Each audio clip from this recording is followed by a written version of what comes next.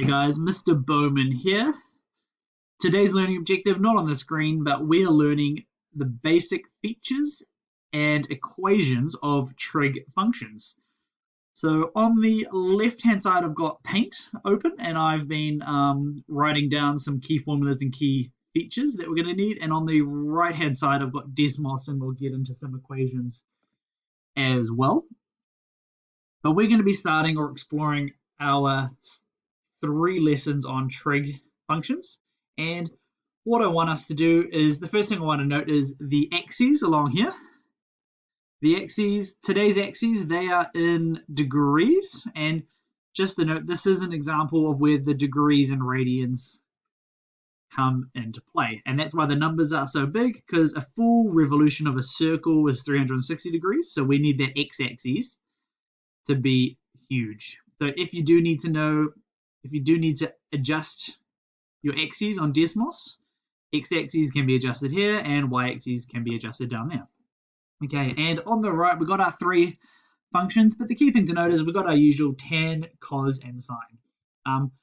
We're going to focus mainly on cos and sine because that's more useful in the real world, but let's get up an example. Y equals sine x is our first example that we're going to look at. So this is our basic one. So that means if you look at our formula, A is 0, A is 1, B is 1, C is 0, D is 0. And the key thing I want to note is every 360 degrees, it completes a full revolution from start to finish. Full revolution from start to finish. And if we check that x-intercept, that should be 360 degrees as well. And if you go backwards, that there should be half of it, which is 180, perfect, and that there should be all of it, which is 360. So you can see that 360 degree cycle, and that cycle repeats itself every 360 degrees. So that is the first feature of the trig graphs that we need to be aware of. That's the period. And that is how long it takes to complete a cycle.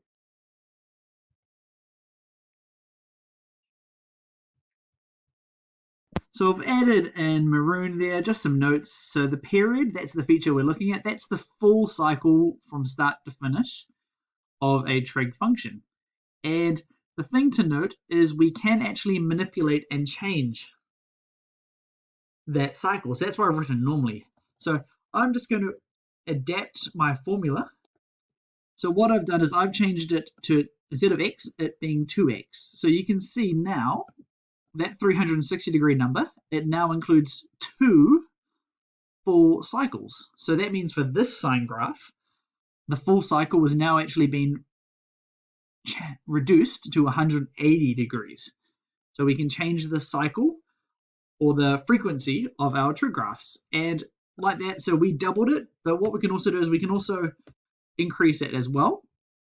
So we can see a half, which means a half normally goes to 180 degrees, but now that's the full 360 degrees, which means our full cycle is now 720 degrees.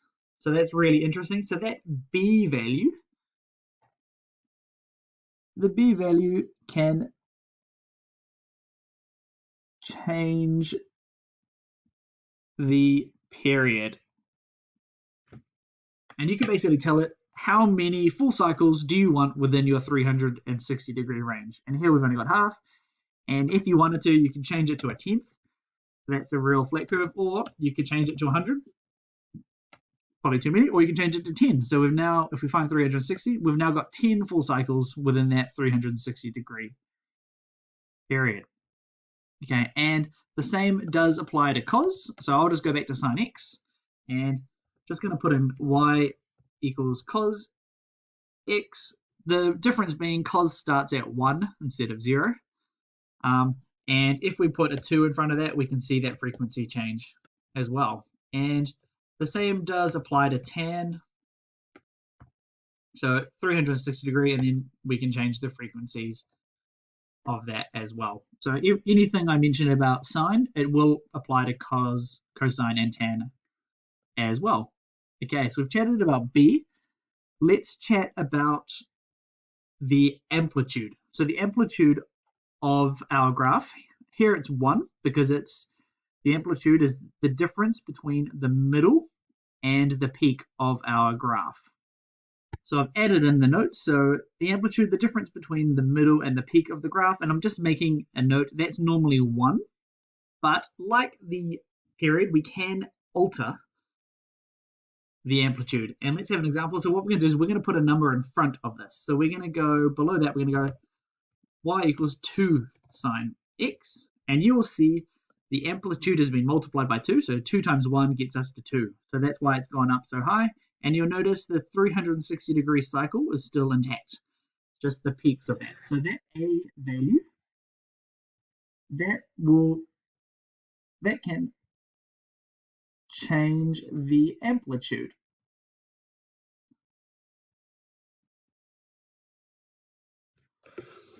And just like we did for the cycles, we can make that less than 1. So that was 2. We can make that less than 1 to make it shallower as well. And we can see that in purple there as well. And when you think about it, that makes sense because at this point here, that sine x would be 1. And if you times 1 by 2, that goes up to 2. And if you times it by 1/2, that goes down to 1/2. Okay. And the next step, so we've chatted about the period and the amplitude. Like we can do for any normal graph, we can move that up and down. So this won't be new to any of us. So let's chat about minus, let's say we want to move that 100 degrees. So what we've done is that plus 100, we've moved it to the left or towards the negative 100. So we can see here, that's 90, and that peak has now been moved to negative 10. So that difference being the 100 that we've added. We can also move them the other way as well. So we've got a peak here at 90. Let's try to move that to 200, which means we've got to go minus 110. So y equals sine x minus 110. And then look, all of a sudden we've moved that graph to 200. So just like our parabolas, our cubics, basically every graph, the 1 in the bracket, it's the negative value or the opposite value, and it moves it left or right. So let's get that into our notes. So I have just added that in. So plus c, I've written it down saying it moves it left or right, and I've just, in brackets, I've just made a note. It's the negative value, so it's going in the opposite direction. Okay, and the final one, we won't be shocked by this, that plus d at the end. Well, that's what allows us to move our graph up and down. And like any other graph, it's just the same value. So if we want this 0, 0, if we want to increase that by 1, we're just going to go plus 1. And we can see that shift, every point has been shifted up 1. We can also do the opposite. So let's say we want to move it down 2, minus 2, and we can see at every point that's been moved down 2. And that would be the d value. And then we're just going to move left or right.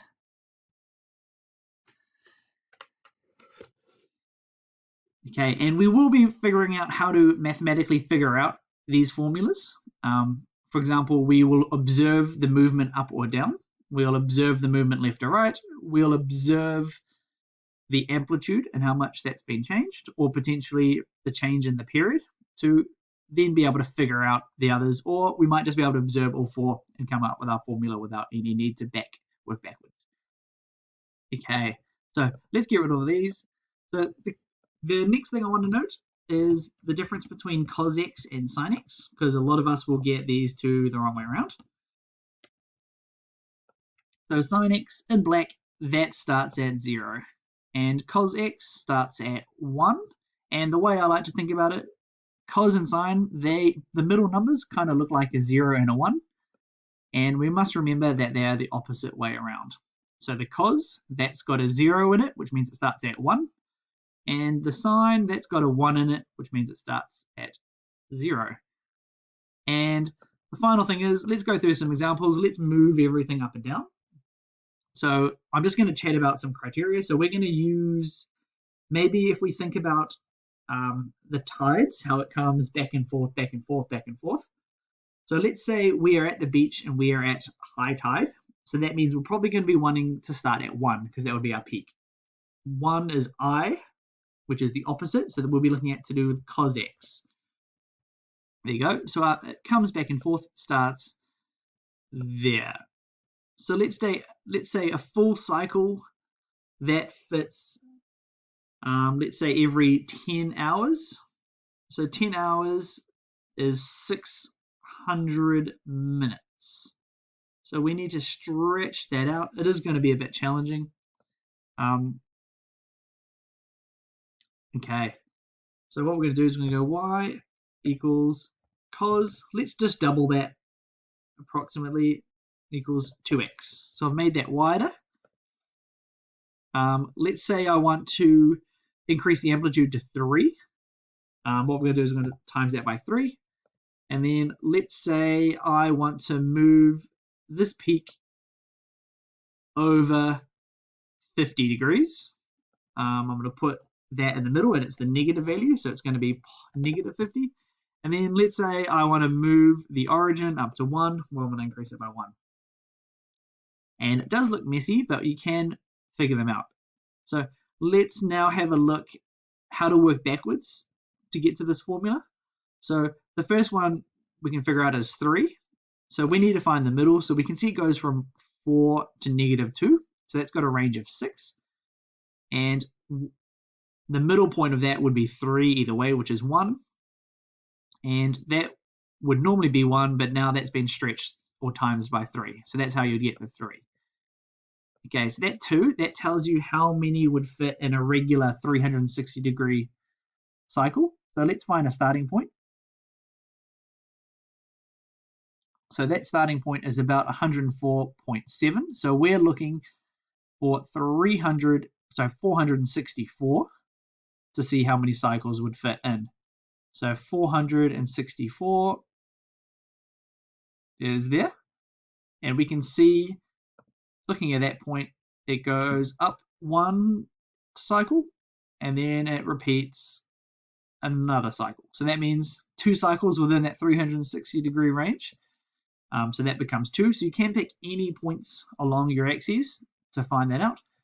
And then the last one, the 50, because this is a cos graph, we know that should be starting at 0. So that should be up here.